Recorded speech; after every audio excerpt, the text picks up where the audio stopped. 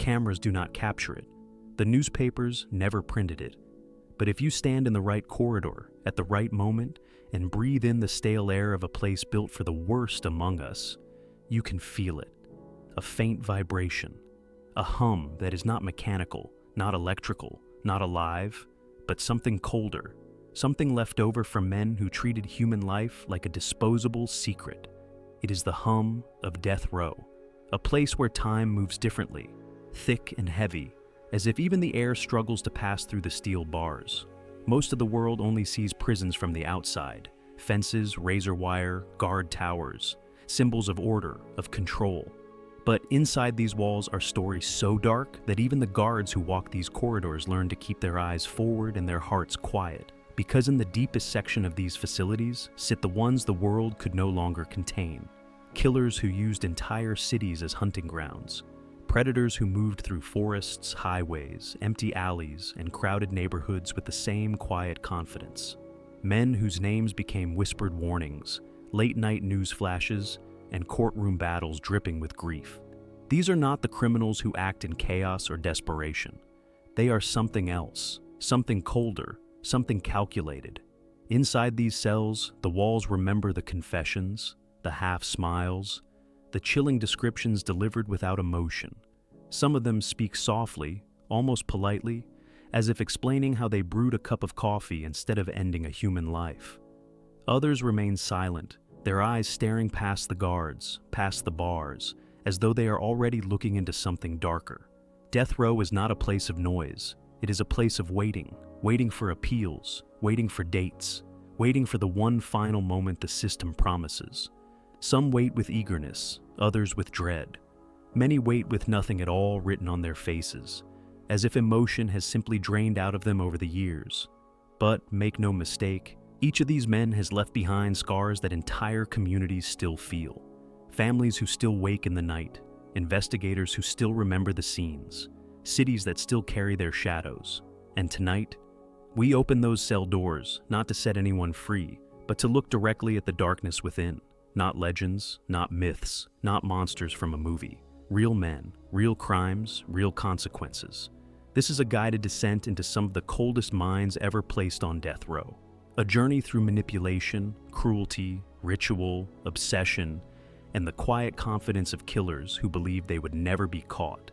These are the 10 most evil serial killers still awaiting execution, and their stories begin long before the bars ever closed around them.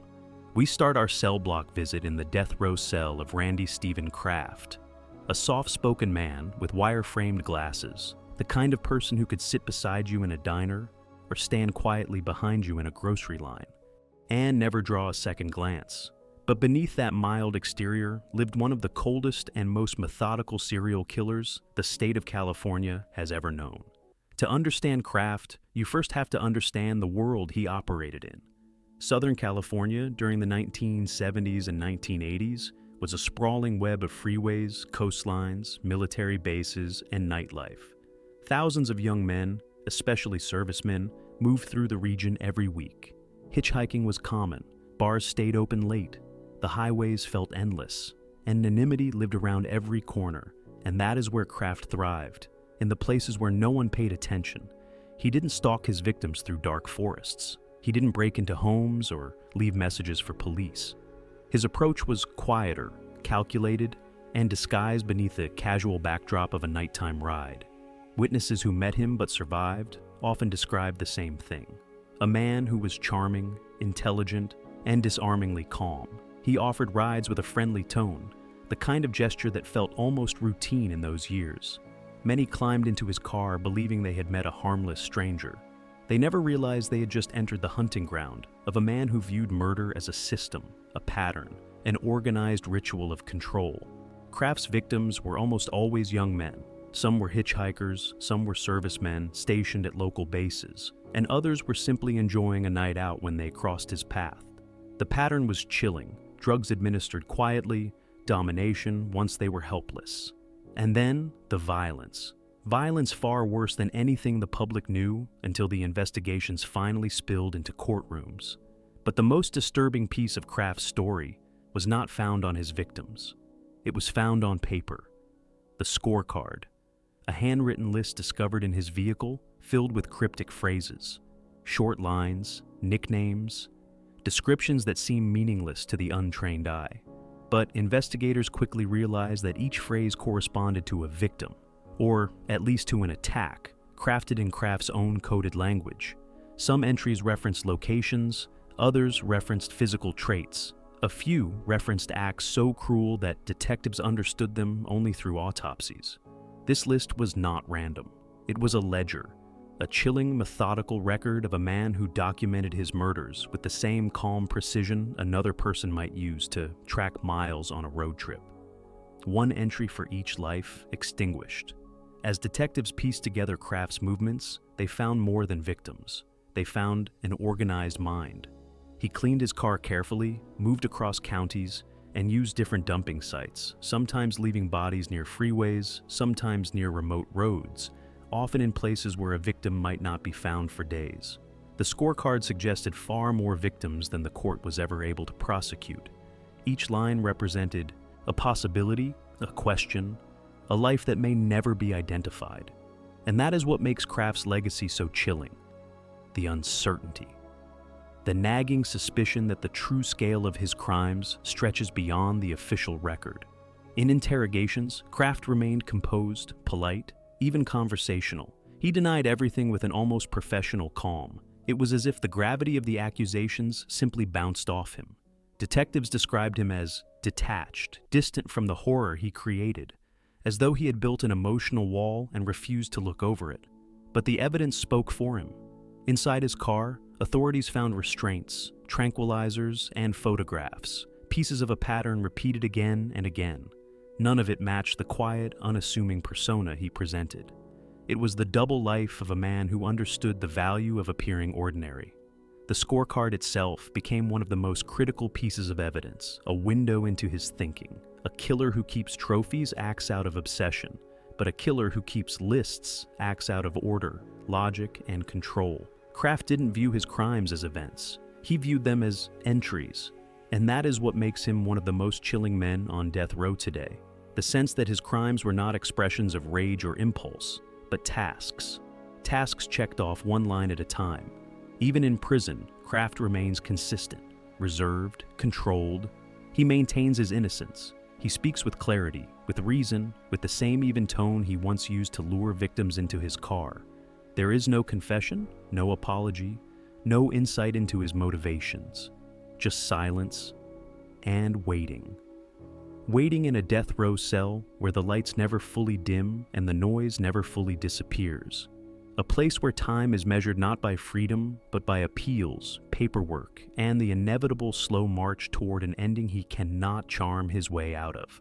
For the families of his victims, the scorecard is a haunting reminder that many lines remain unsolved, many names remain unknown, many stories ended before they were ever fully lived. Kraft sits on death row, but his shadow stretches backward across decades of unanswered questions.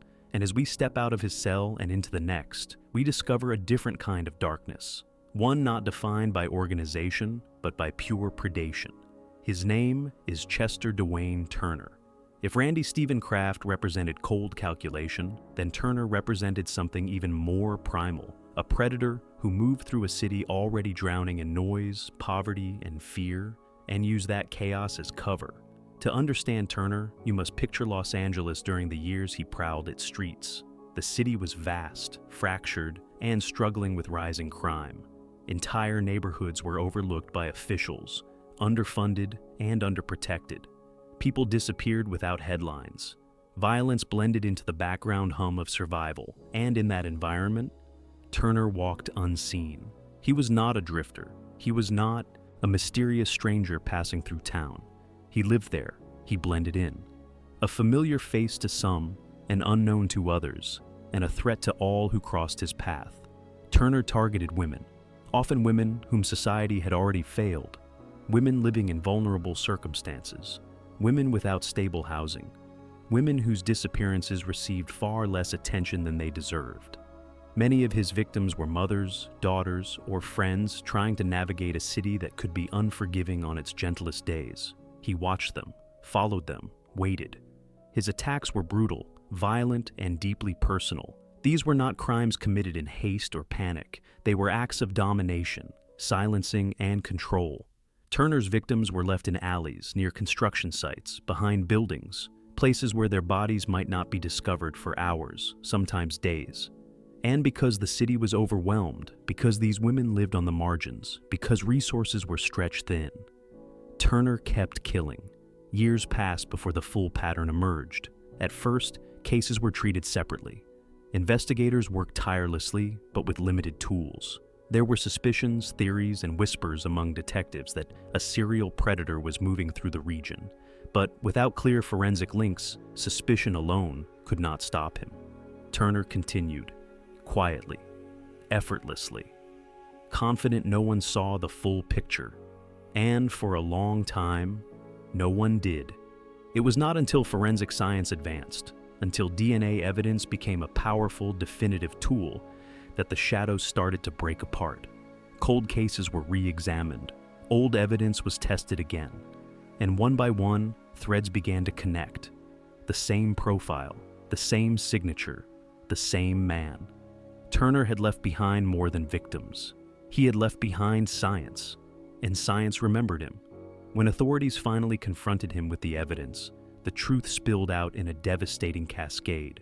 Case after case, victim after victim, scene after scene, were tied back to him with a level of certainty no denial could overcome. In court, Turner rarely displayed emotion. There was no visible remorse, no shock, no recognition of the depth of pain he had caused. He sat through testimony with the stillness of a man who had long ago separated himself from the idea of accountability. But the families, they were not still. Some wept. Some stared at him with the strength of people who had waited far too long for answers. Others simply held their breath, knowing they were finally hearing the truth of what had happened to someone they loved. Turner's death row sentence became one of the largest such convictions in California history, not because of theatrics, not because of confessions, but because the evidence formed a pattern so overwhelming that it exposed years of hidden terror. Even now, on death row, he remains largely silent. He rarely grants interviews, he says little, but silence from a man like Turner is not comforting, it is chilling. It suggests a mind that never needed attention, never needed infamy, never needed headlines to feed whatever darkness lived inside him. His crimes were committed in the shadows because that was where he was comfortable, unseen, unheard, unstopped. Turner's case forces a difficult question. How many predators hide in the cracks of society, attacking those whom the world does not protect? Knowing their crimes may never make the evening news, for detectives who worked his cases, Turner remains a haunting presence. He represents the murders that almost slipped away, the victims nearly forgotten, the trail that almost grew too cold to trace. He is a reminder that serial killers do not always leave patterns in neon lights. Sometimes they leave patterns in silence, and wait for someone patient enough to see them. On death row, Turner exists as a kind of ghost, a man whose actions echo far louder than anything he could ever say. A man whose crimes revealed not only his violence, but the city's vulnerabilities. A man whose brutality carved wounds into communities that already carried more than their share of pain. His place among the most evil killers is not defined by theatrics or taunting. It is defined by the sheer scale of destruction he caused while remaining invisible for so long. Turner waits now, for appeals, for time to run out, for the final chapter to arrive. But his story is not just about the man. It is about the women whose names deserve to be spoken, whose stories deserve to be remembered, and whose lives were stolen by someone who believed he could act in silence forever. Turner was wrong.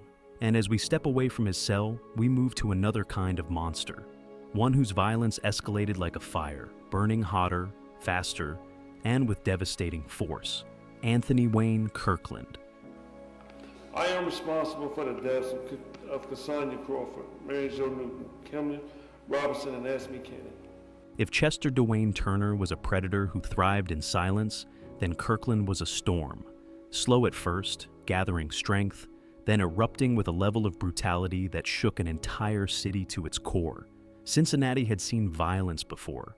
It had seen crime waves, economic struggles, neighborhoods fighting to hold themselves together. But nothing prepared the community for the series of murders that began to surface, each one darker and more horrifying than the last. Each one pointing toward a man whose rage seemed to grow with time. Kirkland's early life was marked by instability, but instability alone does not explain the brutality he unleashed years later. His violence was not random, it was not impulsive, it was directed, deliberate, and devastating. His victims were women and teenage girls, individuals who trusted easily, or tried to help, or simply crossed his path at the wrong moment. And with each crime, Kirkland's cruelty escalated. His method became a signature written in fire, literally. Kirkland often burned the bodies of his victims, as though wiping away evidence would also erase the horror of what he had done. But the flames did more than conceal. They revealed a mind that understood the symbolic power of destruction, a mind that wanted to make sure the victims could not speak for themselves. Fire became both his weapon and his mask. Neighborhoods that once felt safe suddenly felt haunted. People whispered about disappearances, about tragedies, about scenes investigators refused to describe publicly. Mothers warned their daughters not to walk alone. Families stayed awake at night, listening for footsteps that never came. And beneath that growing fear, Kirkland continued his pattern, confident he could control every detail. But killers like Kirkland always make mistakes. The escalation becomes their undoing. Police began connecting cases. Patterns emerged. Witnesses reported seeing a man who matched his description. Survivors spoke of a presence that felt dangerous the moment he stepped closer. And when authorities finally confronted him, what followed was a portrait of evil delivered not with rage, but with chilling detachment. Interrogation footage shows him speaking calmly, sometimes almost politely. There were no tears, no remorse, no horror at the details investigators laid out before him. His tone remained steady, as though he were discussing someone else's actions entirely. As though the gravity of his crimes existed in a world he no longer felt part of. But the evidence held him firmly to this world. Every victim's story reinforced the same truth.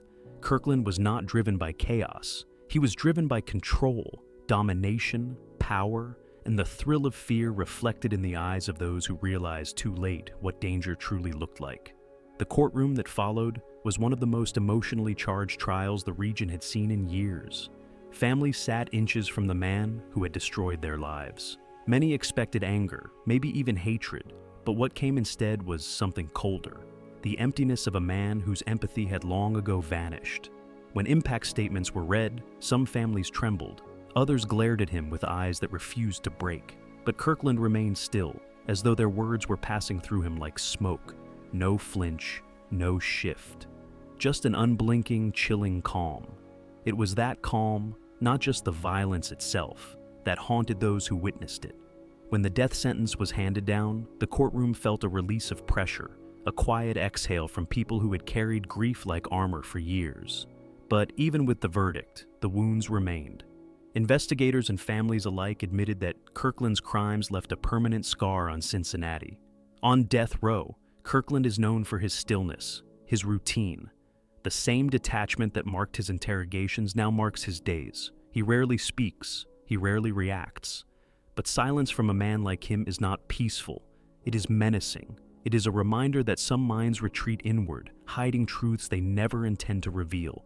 His cell is small, concrete, and controlled. The walls are bare, the lights are harsh.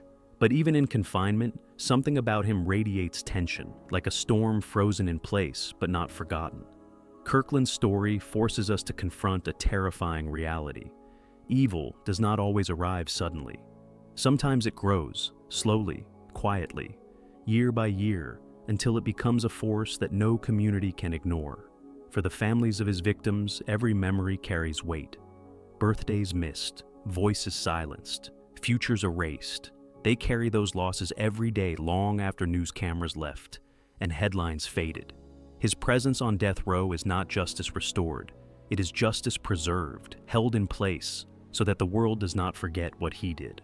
Kirkland believed fire could erase his crimes, but it could not erase the truth, and it could not erase the memories of those left behind. Now he waits, in a cell that cannot burn, in a system he cannot escape, in the long shadow of crimes that define him more clearly than any confession ever could.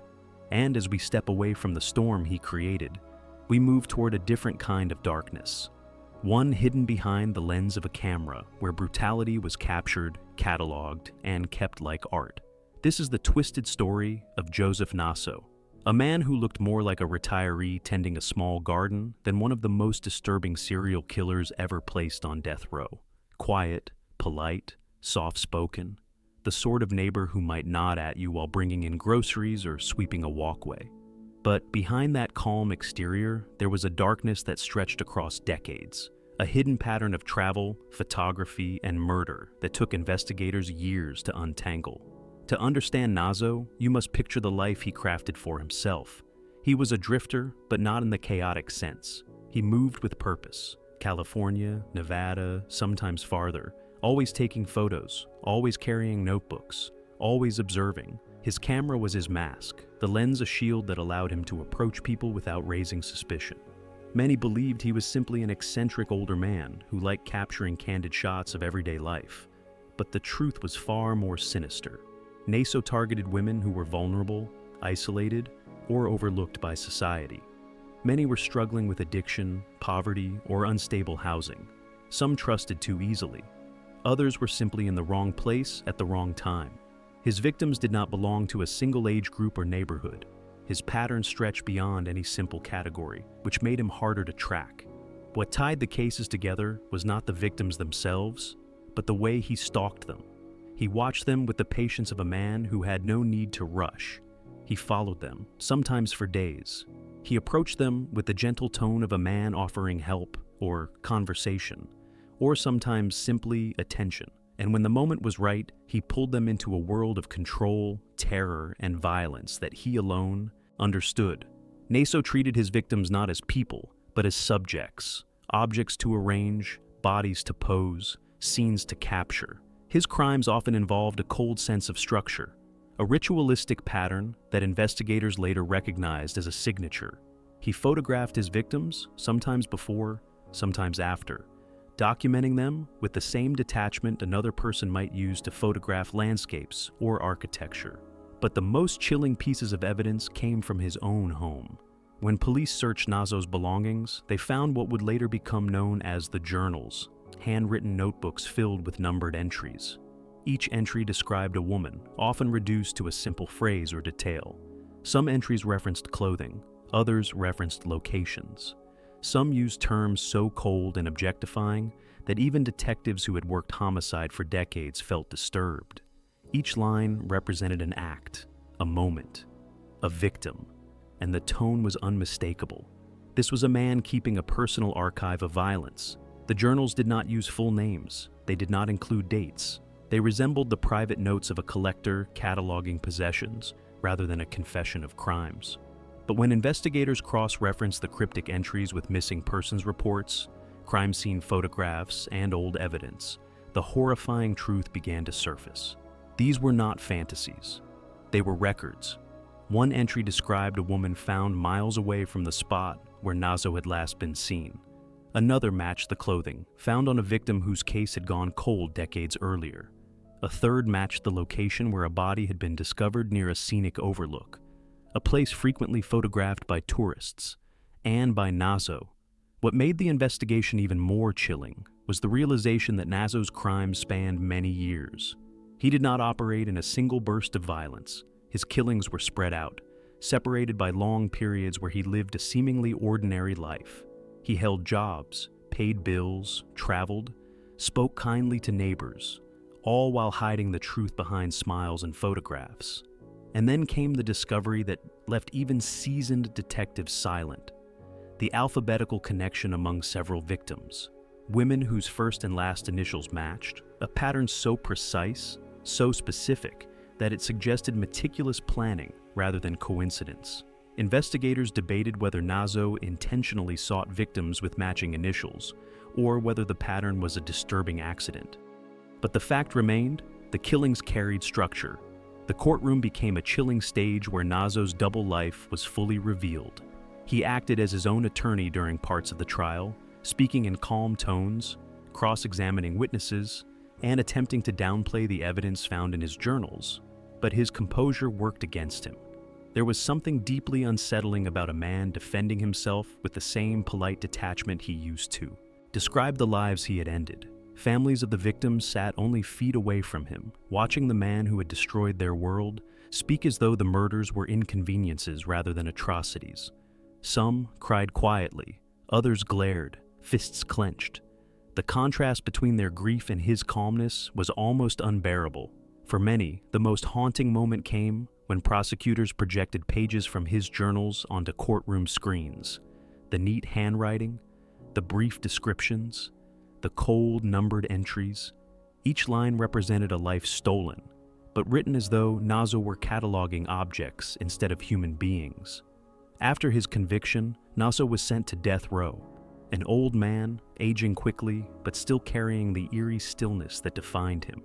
He spends his days confined, watched, and isolated, his rituals stripped away, his photographs removed, his journals locked forever in evidence archives.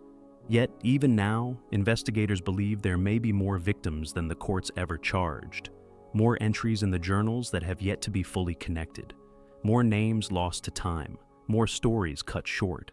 Because Nazo did not just kill, he documented, he preserved, he curated his own darkness. And as we step away from his cell, we move toward another killer, one who turned his own home into a stage for horror, performing violence with a level of confidence that shocked even hardened detectives. William Clyde Gibson. You have no humanity. I don't think I do. You have no remorse at all about any of the people you murdered. It just don't seem to affect me. The third Gibson represented something even more terrifying. A man who blended the ordinary with the unthinkable so seamlessly that even the people closest to him never saw the truth until it was far too late. Picture a quiet Midwestern neighborhood, small houses, trimmed lawns, neighbors exchanging polite waves while retrieving mail or rolling out trash bins. A place where people feel safe enough to leave doors unlocked. A place where nothing big ever happens. Gibson lived in a neighborhood like that.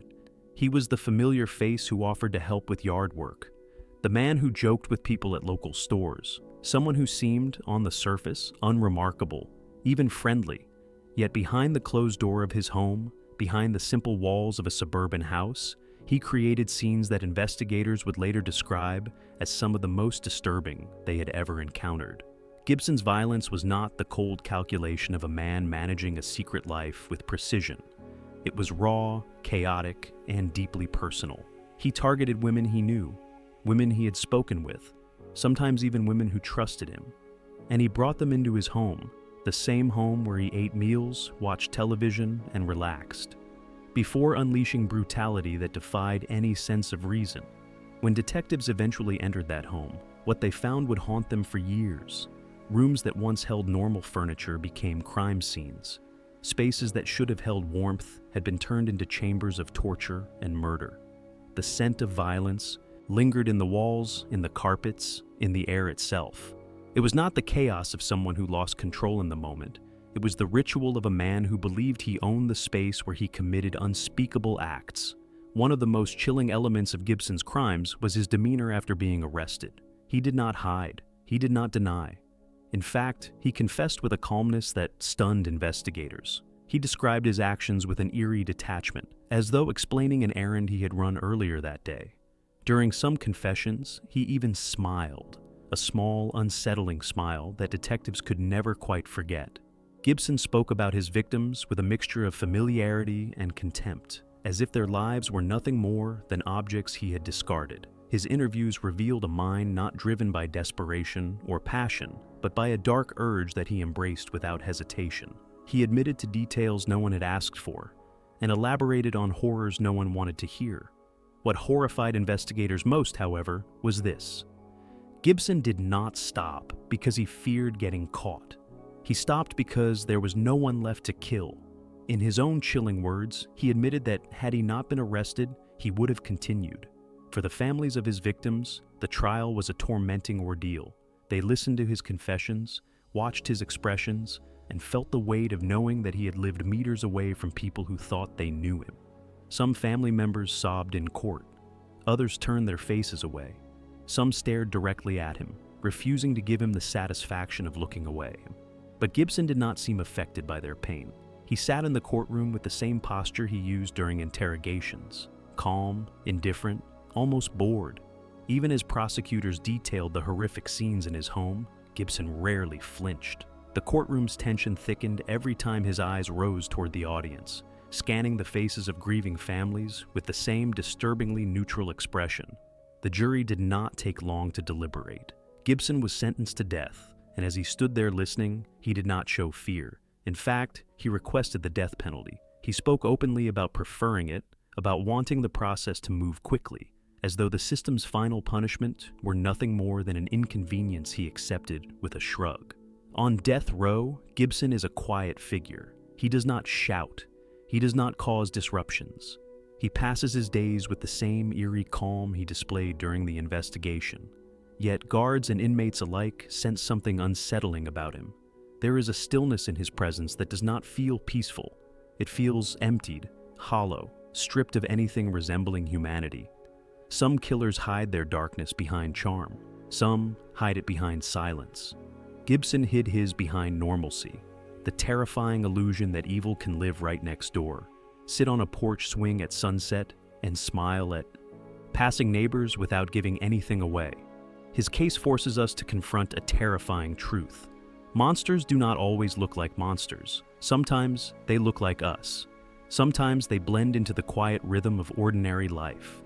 And sometimes they turn their homes, places meant for comfort, into worlds of horror that no one can imagine until the door finally opens. On death row, Gibson waits, not as a man consumed by rage or guilt, but as a man who accepted his fate long before the state handed it to him. His crimes remain frozen in time, preserved in evidence photographs, court transcripts, and the memories of those who faced him in court. And as the door to his cell closes, we move to another killer, one whose crimes scarred an entire community and revealed a pattern of predation that began with a simple complaint about a smell. This is the chilling story of Michael Madison, a man whose crimes came to light not through an investigation, not through a confession, but through something chillingly ordinary, something that could happen on any summer afternoon in any neglected neighborhood: a smell. That is where this story begins, with a neighbor who paused long enough, breathed deeply enough, and realized that something drifting through the air was terribly wrong. The odor was sharp, sour, and heavy, seeping out from behind a small apartment building in East Cleveland. At first, people tried to ignore it. In neighborhoods worn down by years of abandonment and decay, strange smells were not uncommon, but this one lingered, day after day, stronger, more relentless. Eventually, someone made the call. That single decision cracked open the truth behind one of the most horrifying cases the city had seen in decades. When officers arrived, they followed the smell toward a detached garage at the back of the property. Even the most seasoned investigators recognized it immediately: the unmistakable scent of death. Inside that garage, they found the first victim, hidden, wrapped, left as though her life held no meaning at all. But this was only the beginning. As detectives expanded the search, a grim pattern emerged. In an empty lot not far from Madison's apartment, they found a second victim, another woman, discarded in a place where the city's neglect had swallowed countless secrets. Then, inside a nearby abandoned home, the kind of building people walked past without a second glance, they found a third. 3 victims, 3 discoveries within walking distance of the man who had put them there. It was immediately clear that these were not isolated tragedies. This was a pattern, a trail, a predator living among the very people he targeted. Michael Madison did not rely on elaborate ruses or complicated plans. He did not lure his victims into forests or trap them in remote places. His hunting ground was the ordinary world just outside his door, the streets, alleys, and empty structures that made up East Cleveland's overlooked landscape. His method was disturbingly simple and deeply personal. Madison strangled his victims. He held them in the final moments of life, controlling their breath, their movement, their fate. It was domination in its most primal form, the kind of violence that left investigators certain they were dealing with a man who craved power above anything else. As the investigation unfolded, another disturbing detail surfaced. Madison had spoken publicly about his admiration for another killer, a local predator whose crimes had once terrified the region.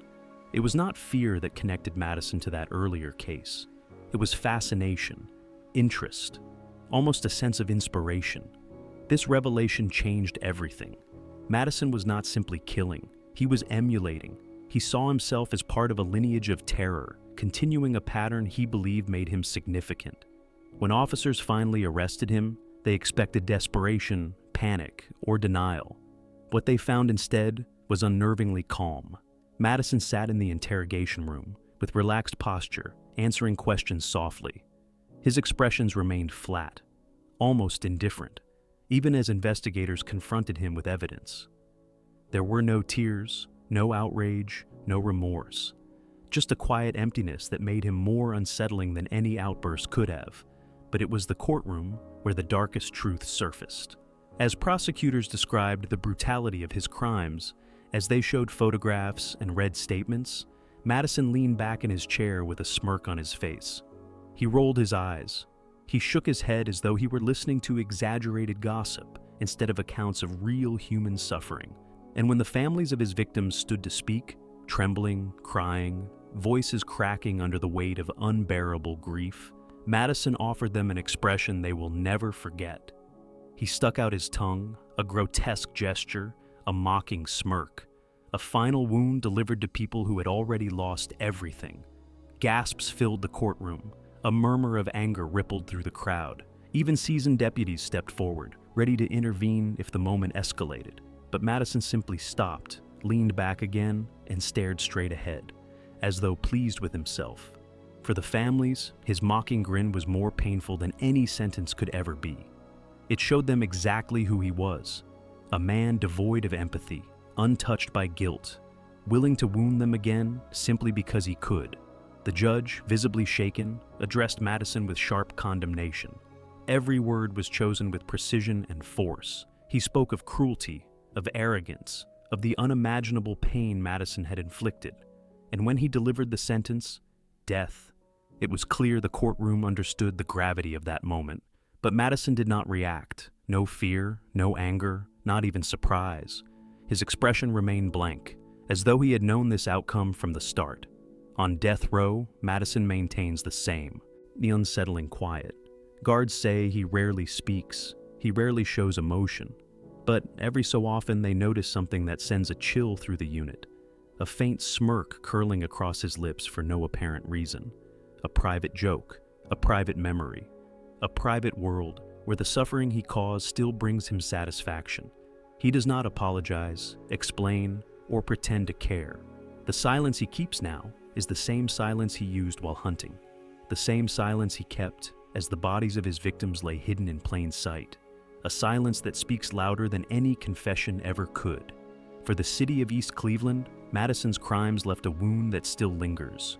Families continue to grieve, communities continue to heal, and abandoned houses, once ignored, have become reminders of a nightmare that grew in the shadows of neglect. 3 women lost their lives, 3 families carry scars that will never fade, and 1 man sits behind bars, his crimes etched into the history of a neighborhood that deserved far better.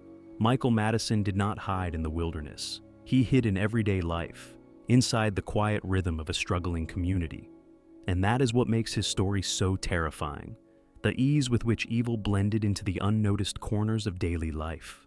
As we close the door to his cell and step back into the corridor of death row, we move toward another killer. One who did not stalk alleys or abandoned homes, but forests and mountains, where the silence of nature became the perfect stage for horror. Did you abduct both of them at that point? No. I only abducted him. She wouldn't get in the band. Gary Michael Hilton is a man who did not hunt in cities, neighborhoods, or dimly lit alleys, but in the vast, open wilderness of America's national forests. A place people visit to heal, to breathe, to escape. A place they trust. And that is what made Hilton so dangerous. He hid in the very places where people felt safest.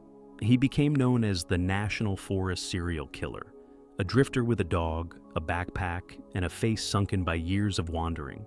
To hikers and campers, he looked like just another traveler, weathered, eccentric, maybe a little strange, but harmless enough. He was anything but harmless.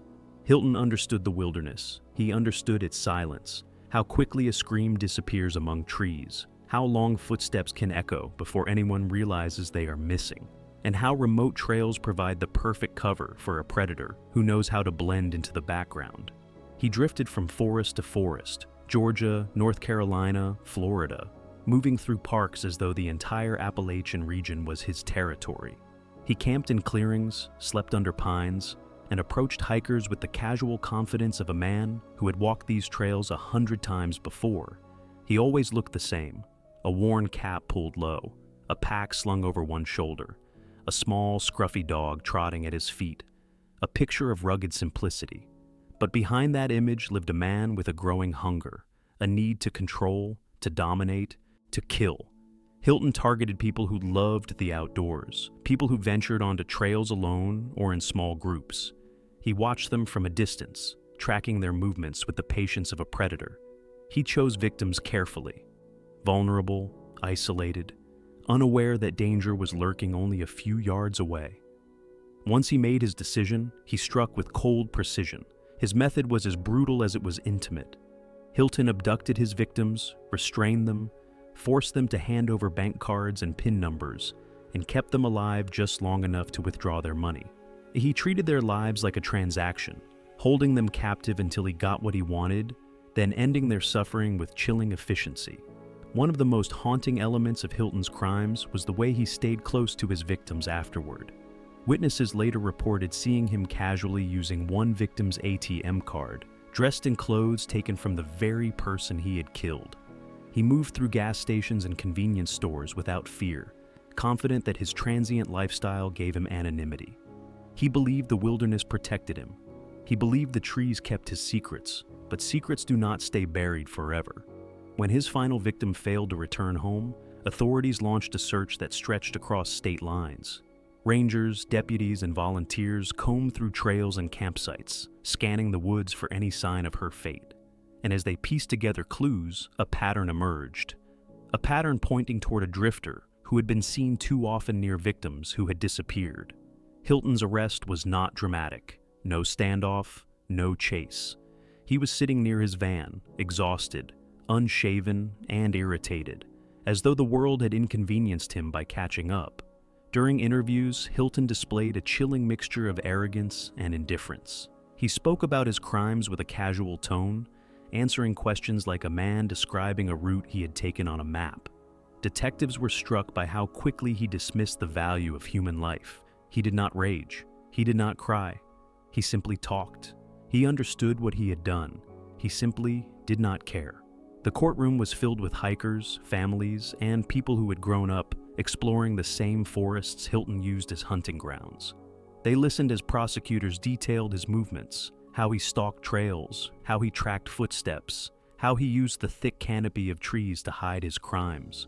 The most heartbreaking moments came when family members described the victims, lovers of nature, adventurers, people who found peace in wild places, individuals whose final moments had been stolen by a man who exploited the very freedom they cherished. When the verdict was read, death, Hilton shrugged, annoyed more than afraid.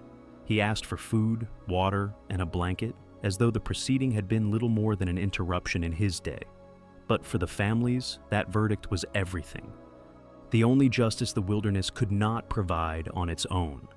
On death row, Hilton remains a solitary figure. Guards describe him as irritable, withdrawn, and oddly possessive of trivial items. He complains about noise. He complains about the cold. He complains about the very confinement he earned through his own violence.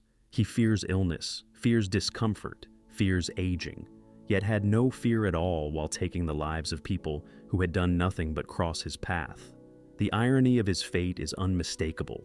A man who once roamed freely through vast forests now paces inside a cell barely wider than his own body. A man who depended on wilderness silence now listens to the constant hum of fluorescent lights. A man who believed the trees protected him now lives behind steel that will not bend, open, or forgive. Hilton's legacy is a warning, a reminder that danger can hide in the quietest places, that evil does not always announce itself, and that the wilderness is not always as empty as it seems. His victims entered the forest seeking peace. He entered it seeking prey, and as we leave Hilton behind, we turn toward Mark Goudeau, another killer, one whose city became his hunting ground, whose crimes created terror through randomness, and whose name is whispered with dread in Phoenix. In Phoenix, his name became a whispered warning, a shadow stretching across streets, alleys, bus stops, and late-night sidewalks. For months, no one knew who he was. No one even knew what he looked like. But everyone felt him. The city held its breath because danger had taken a human form. One no one could see clearly, yet everyone feared. They called him the Baseline Killer, a name born from a long, straight road cutting across the city, Baseline Road, where many of his early attacks took place. But the name hardly captured the terror he unleashed. His crimes were not limited to one street, one neighborhood, one type of victim. They spread like smoke, drifting from one community to another, unpredictable and devastating. To understand Goudeau's reign of terror, you have to picture Phoenix at the time, a city growing rapidly with new developments rising beside older neighborhoods.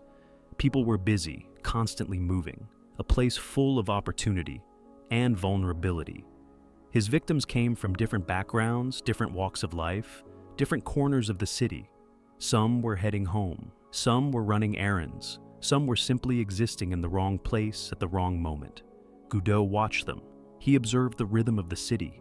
He learned when people walked alone, when sidewalks emptied, when the noise died down just enough for fear to swallow all hope of escape. He struck quickly, violently, with no clear pattern beyond the chaos he created. Armed robberies, sexual assaults, kidnappings, and murder. He attacked women, couples, anyone he could overpower, his brutality escalating with every crime. Each incident sent waves of fear through Phoenix, leaving residents wondering if they would be next. The randomness was part of his power. Victims were chosen not because of who they were, but because of where they stood in that moment. That unpredictability kept an entire city awake at night. Police believed for months that multiple criminals were operating at the same time. The crimes seemed too varied, too widespread, too different to come from one man.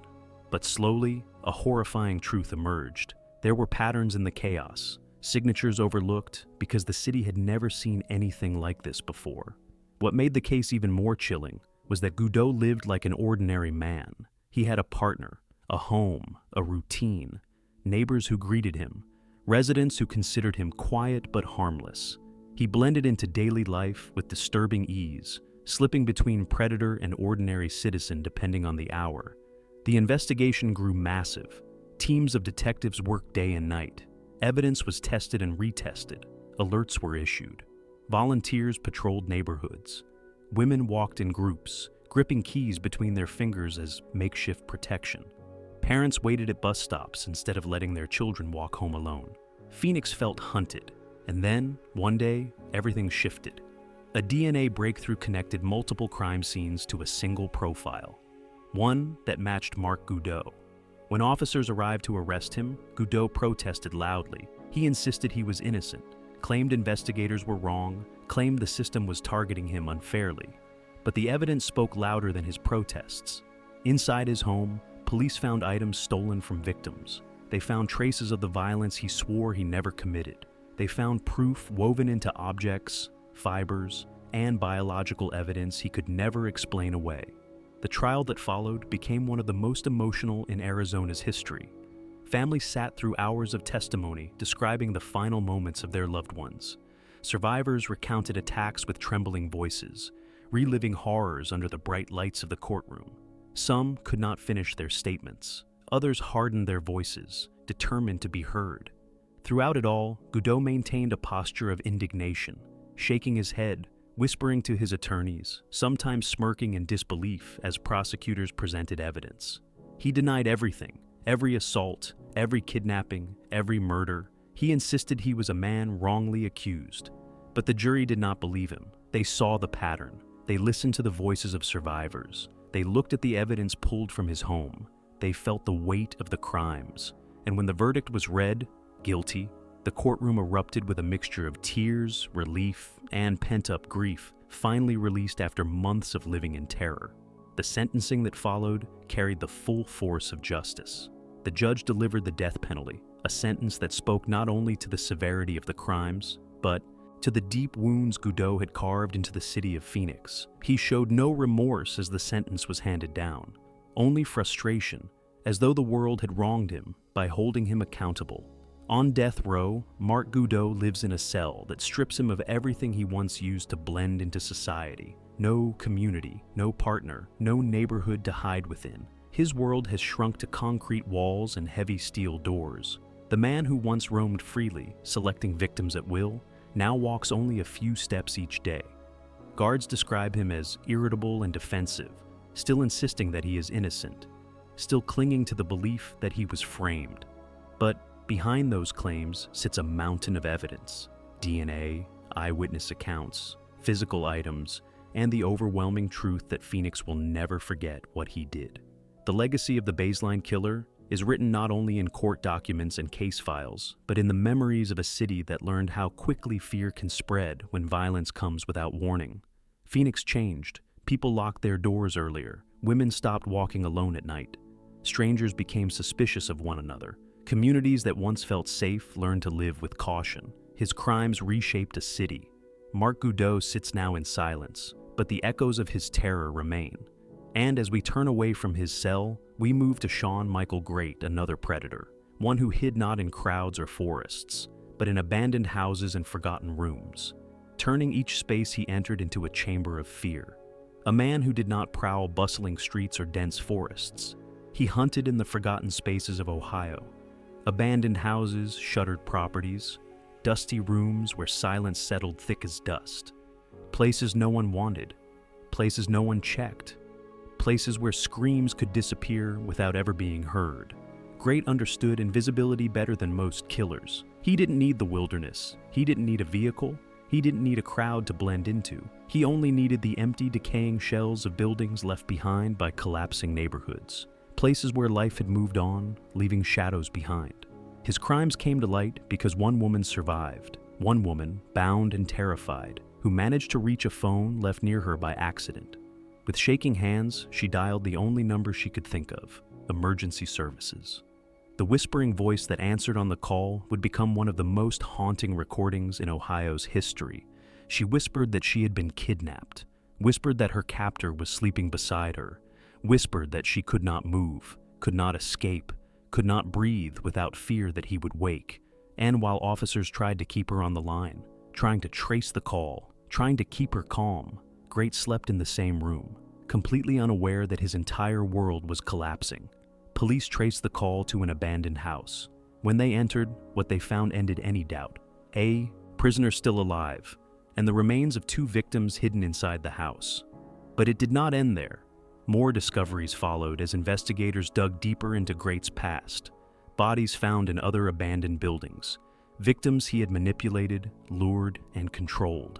He had moved from empty home to empty home, turning each into a temporary lair, a hidden stage for acts of torture and murder. Great thrived in isolation. He chose victims who were vulnerable and alone. He lured them with promises of help, companionship, or simply a place to stay. Women who trusted too easily, women who needed kindness, women who crossed paths with a man who saw their hope as an opportunity to destroy. Inside those abandoned homes, Great created his own world, a twisted, silent domain where he dictated every moment. He controlled when his victims spoke, when they ate, when they moved. He treated them like possessions, not people. Their fear was his comfort. Their pain was his satisfaction. Investigators noted the chilling stillness of each scene. Rooms that had once held furniture reduced to bare floors. Windows covered in grime. The smell of mold mingling with the scent of death. Each house felt frozen in time, as though the world outside had forgotten it, and inside, Great had built a reality where no one could interfere. During his interrogations, Great spoke with a calm, almost conversational tone. He admitted to details freely, sometimes volunteering information before detectives ever asked. He described his actions with a strange mixture of pride and reflection, as though his crimes were stories told around a campfire, instead of atrocities committed against real human beings. There was no remorse, no hesitation, no attempt to soften the truth. He talked about each victim as though recounting chapters in a twisted biography, his tone disturbingly casual. One detective later said that speaking with Great felt like listening to someone describe chores, not murder. In court, the horror grew even sharper. Survivors spoke, trembling but determined. Families described victims whose lives had been full of potential. Daughters, sisters, mothers whose futures were stolen in rooms too forgotten to even lock their doors.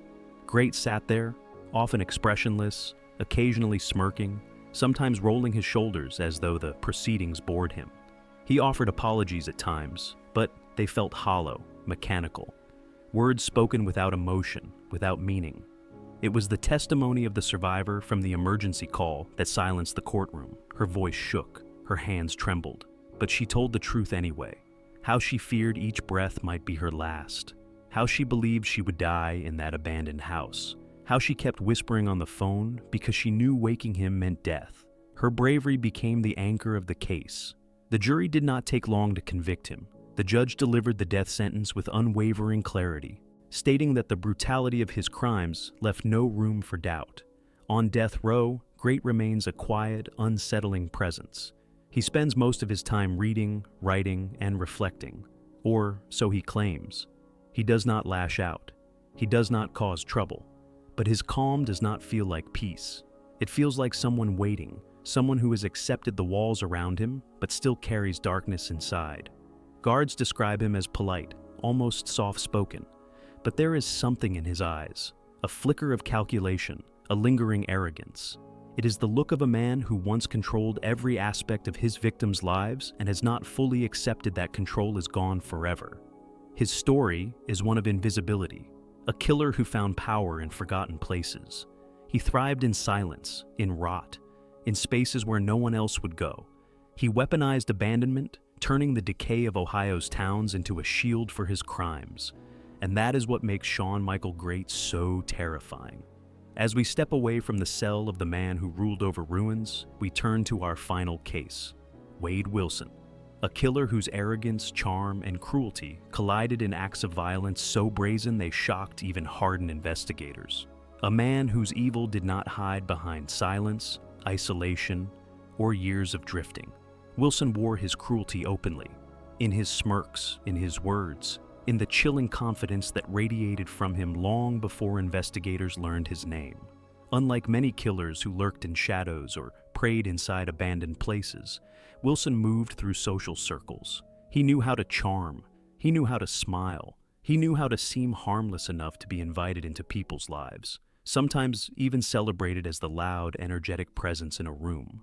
But that charm was a mask, a thin, hollow veneer stretched over a violent and predatory nature. To understand Wilson, you must picture the nightlife of the Florida communities he moved through. Bars lit in neon, crowded rooms where strangers mingle, music loud enough to drown thoughts, and alcohol turning caution into carelessness. It was the perfect environment for a predator disguised as a charismatic young man. He approached women with an easy confidence. He knew how to compliment without sounding rehearsed. He knew how to laugh at the right moment.